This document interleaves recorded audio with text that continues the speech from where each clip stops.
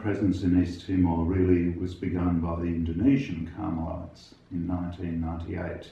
They sent 2 Carmelites there, mainly because there were a number of young men who wanted to become Carmelites. So the Indonesians sent 2 priests to look after them and to work in one of the local parishes. But of course, in 1999, there was the vote for independence granted by the Indonesian government. And around that time, there was a great deal of fighting going on by pro-Indonesian militia and the Indonesian army, which of course has occupied East Timor since 1975. The Indonesian Carmelites decided that once the people of East Timor had decided for independence and the Indonesian military had withdrawn, that perhaps the Australian Carmelites should take responsibility for East Timor. And we did that at the beginning of 2001. We had our provincial chapter and we voted unanimously to accept the mission in Timor. And in August of that year, 2001, Father Wayne Stanhope, who was our provincial at the time, and myself, we went for the first time to East Timor. And we visited the Carmelites who were there. The 2 Indonesian Carmelites were still there at that stage. And we also met with 2 more Timorese Carmelites who'd recently been ordained.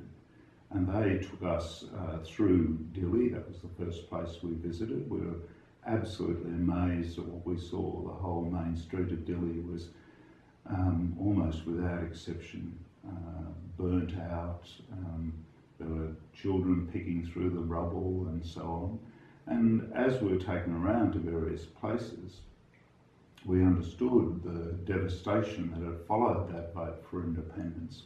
Look, so much has happened in those 15 years. So initially we had one very broken down house in Dili, and we'd just been asked by the Bishop Bello, to take responsibility for a parish in Zumalai, which is more or less in the country. So Dili was and still is really the most significant city there. So the first thing we had to do was set about repairing the house, which had also suffered during the militia attacks and so on, and building that up as a place for the centre of the mission in Timor itself.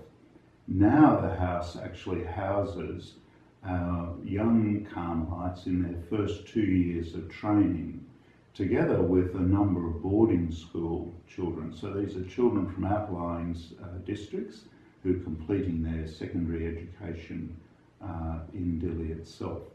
So that house now has been added to and expanded. It's become quite a centre for the 15 young men in their first 2 years and then another 6 high school students. So that represents a very significant increase there. Also, we were able to establish our formation house, our training centre, a little bit out of Dili in a place called Hera.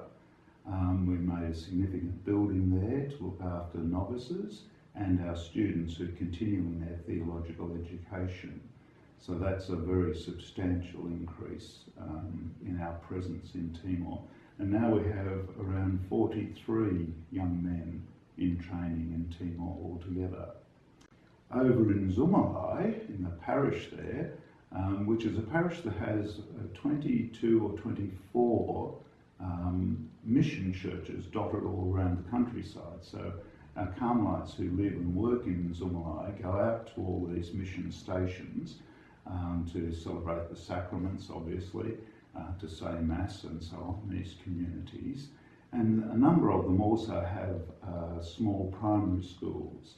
And again, through the generosity of our donors, we've been able to repair and upgrade those primary schools, provide desks, infrastructure, resources for the teachers, get meal programs established so the children are fed while they're at school.